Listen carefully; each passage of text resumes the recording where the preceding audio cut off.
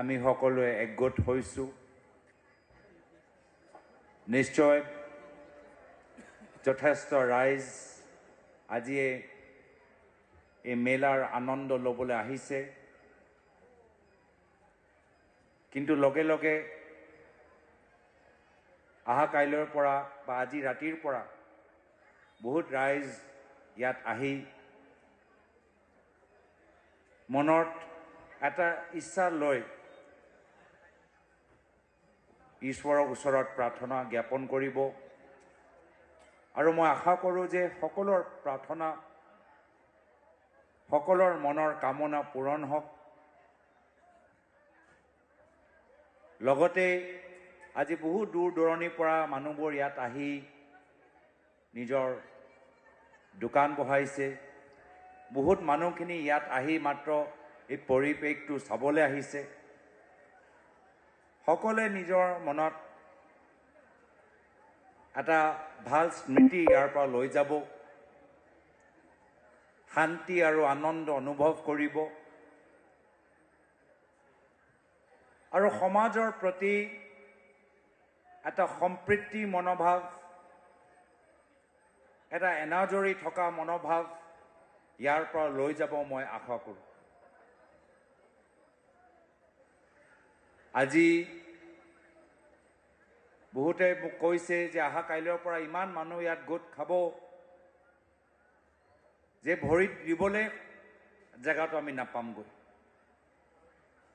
এই ক্ষেত্ৰত স্থানীয় প্ৰশাসনৰ দায়িত্ব, পুলিচ প্ৰশাসনৰ দায়িত্ব, শিৱসাগৰ দৌল উন্নয়ন পৰিষদ সমিতিৰ দায়িত্ব যে কোনোৱে যে অসুবিধা যে নাপায়।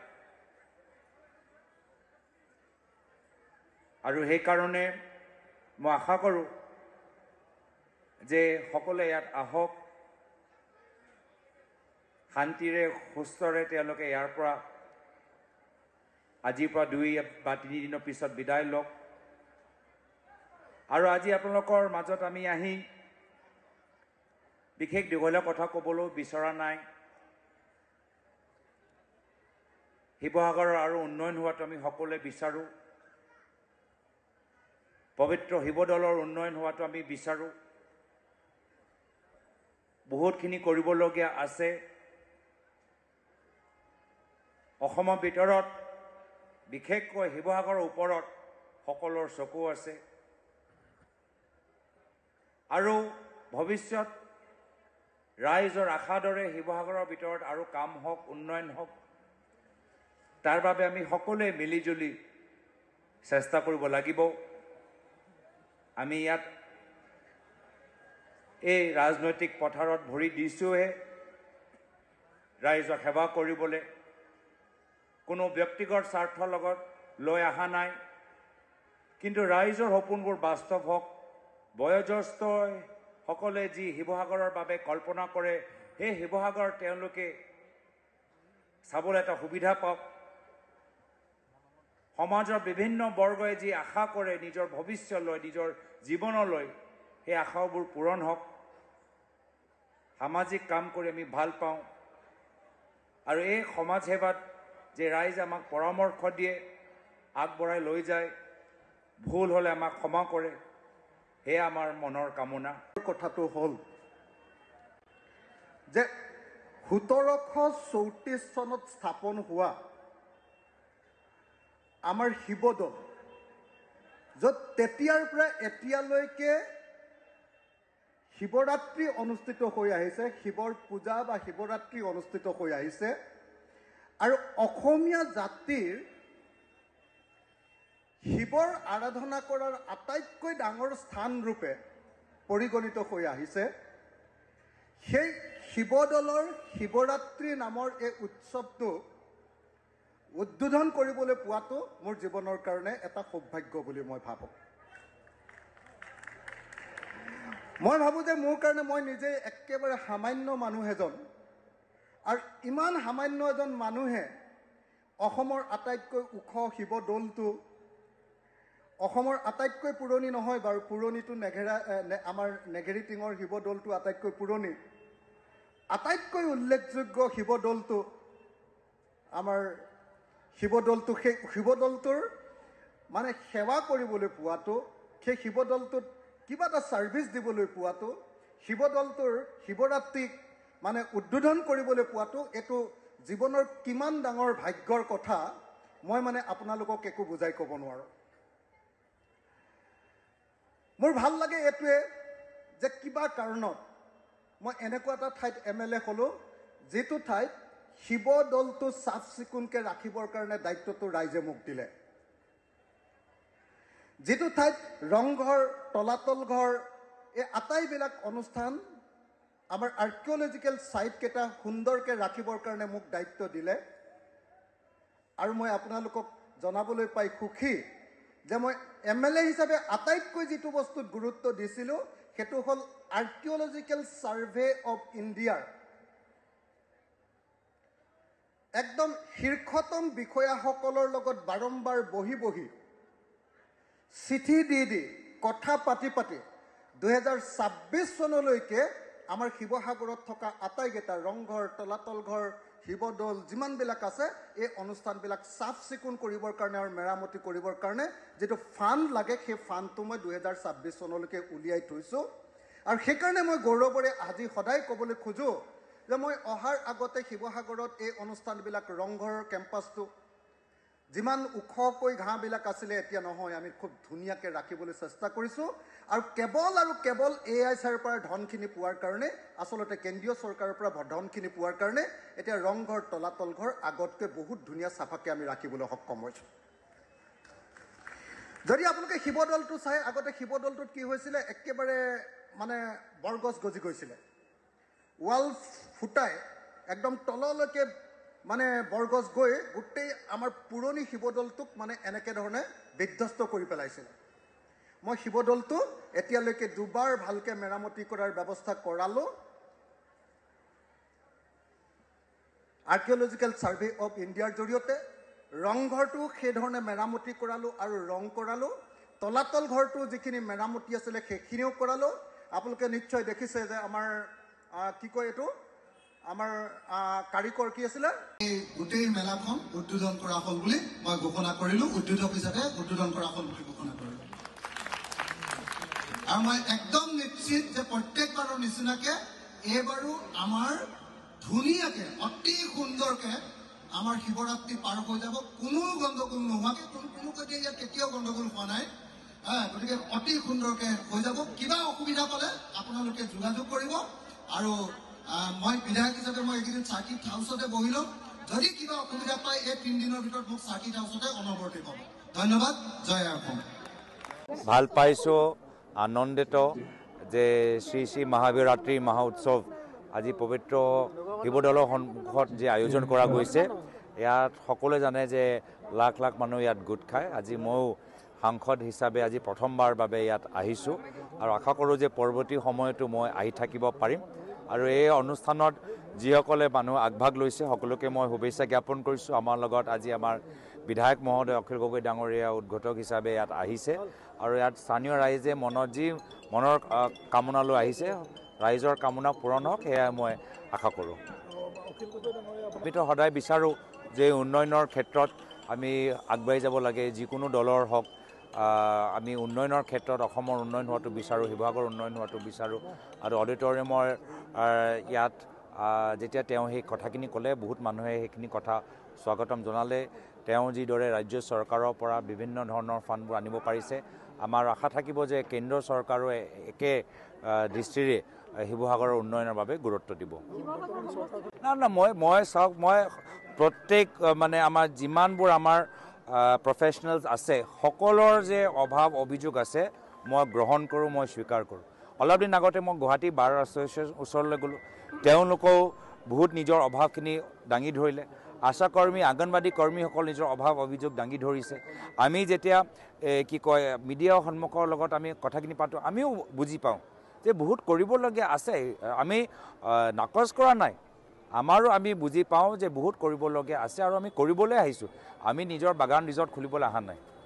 হ'ব, আমি ইয়াৰ পূৰ্বেও ক'লোঁ যে 2018 চনত প্ৰথম এডভান্টেজ আছাম হৈ গ'ল। সেই এডভান্টেজ আছামৰ এডভান্টেজ কি পালোঁ? যোৱা 5 বছৰত 2 লাখ সৰু MSME বন্ধ হ'ল, নিবনুৱা সমস্যা বৃদ্ধি হ'ল আৰু বিভিন্ন ৰাজ্যত এনেদৰে বিজনেছ সামিট হৈ আছে আৰু উদ্যোগপতিসকলে বিভিন্ন ঠাইত তেওঁলোকে ঘোষণা কৰি আছে। কিন্তু যদি আপোনালোকে তথ্যবোৰ চাই, আমি যিটো বৰ্তমান দিল্লীত বাজেট সেশ্যন চলি আছে, আমি বাজেটৰ গোটেইখিনি কথা আমি অধ্যয়ন কৰোঁ। যি ধৰণৰ ঘোষণা উদ্যোগপতিসকলে কৰে কিন্তু বাস্তৱত সেই ৰিজাল্টত পৰিণত নহয়। আজি যদি আপোনালোকে ইকনমিক সাৰ্ভে অফ ইণ্ডিয়াৰ ৰিপৰ্টটো চাই, তাতে উল্লেখিত থাকিব যে আজি উদ্যোগপতিসকলৰ যি ইনভেষ্টমেণ্ট বহুত কমি গৈছে। যোৱা 20 বছৰৰ ভিতৰত 2011 চনৰ পিছত প্ৰাইভেট ইনভেষ্টমেণ্ট বহুত কমি গৈছে।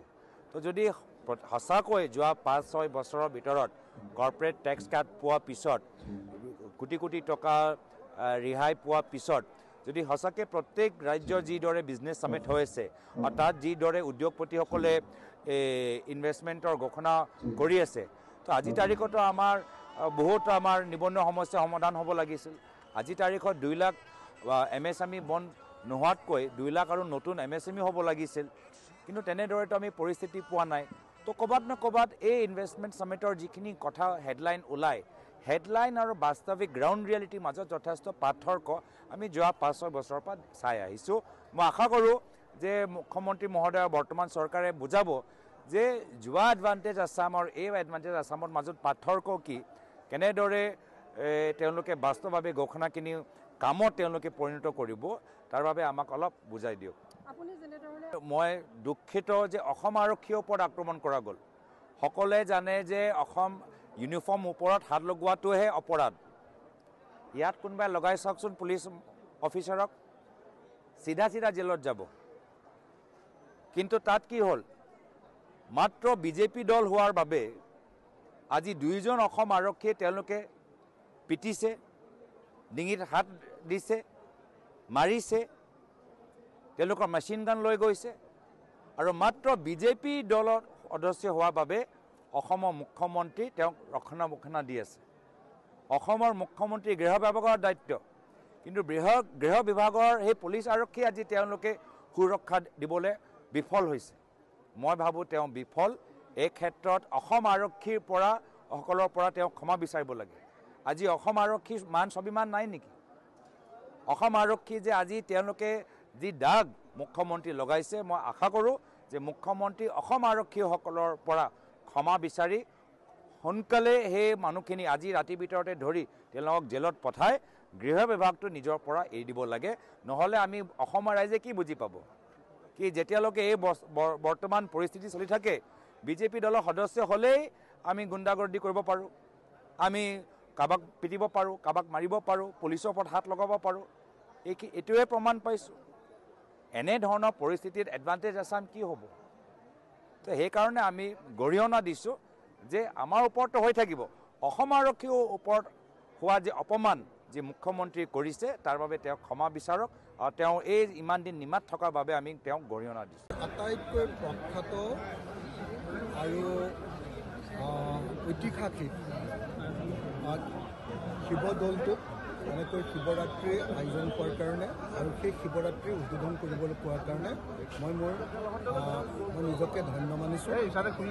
আৰু 1834 চনতে স্থাপন হোৱা এই শিৱদৌল, 1834 চনতে স্থাপন হোৱা যি শিৱদৌল, ৰাণী অম্বিকাই স্থাপন কৰা সেই শিৱদৌল, তেতিয়াৰ পৰা এতিয়ালৈকে সদায় শিৱৰাত্ৰি অনুষ্ঠান আয়োজন হয়।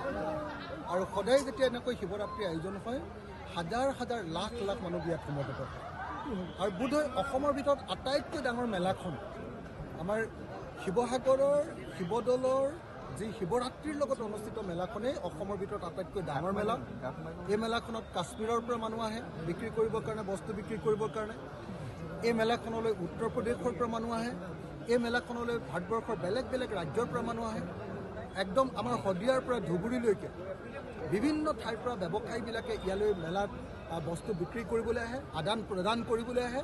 আৰু সেইকাৰণে অসমৰ আটাইতকৈ প্ৰখ্যাত শিৱৰাত্ৰি পূজা শিৱৰাত্ৰি পূজা এনেকৈ উদ্বোধন কৰিবলৈ পোৱাটো আৰু শিৱদৌলৰ নিচিনা এটা ঐতিহাসিক ঠাইত এনেকুৱা এখন অনুষ্ঠান উদ্বোধন কৰিবলৈ পোৱাটো মোৰ জীৱনৰ আটাইতকৈ ডাঙৰ ভাগ্যবিলাকৰ ভিতৰত এটা। আৰু সেইকাৰণে মই আশা কৰিছোঁ যে উদ্বোধন কৰাৰ লগে লগে আশা কৰিছোঁ যে প্ৰত্যেকবাৰে যেনেকৈ আমাৰ শিৱৰাত্ৰিটো খুব সুন্দৰভাৱে হৈ যায় আৰু কোনো দিন কেতিয়াও কোনো অসুবিধা নহয়, কোনো সমস্যাৰ সৃষ্টি নোহোৱাকৈ সদায় ভালকৈ পাৰ হৈ যায়। 1734 চনৰ পৰাই তেনেকৈ হৈ গৈছে, কাৰণ এইটো তেনেকুৱা এটা ঐতিহাসিক শিৱদৌল হয়। গতিকে মই আশা কৰোঁ যে এইবাৰো তেনেকুৱাকৈ খুব ভালকৈ পাৰ হৈ যাব আৰু সকলো জাতি ধৰ্ম বৰ্ণৰ মানুহে সম্প্ৰীতিৰে সৈতে সমন্বয়ৰ সৈতে এই অনুষ্ঠানটো আয়োজন কৰে।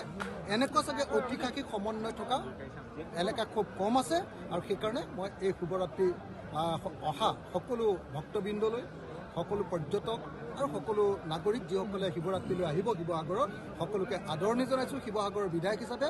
আৰু কিবা অসুবিধা পালে মই এইকেইদিন আটাইকেইদিন চাৰ্কিট হাউচতে থাকিম, কিবা অসুবিধা পালে আপোনালোকে মোক জনাব পাৰিব যাতে মই সকলোবিলাক সমস্যা সমাধান কৰি দিব পাৰোঁ।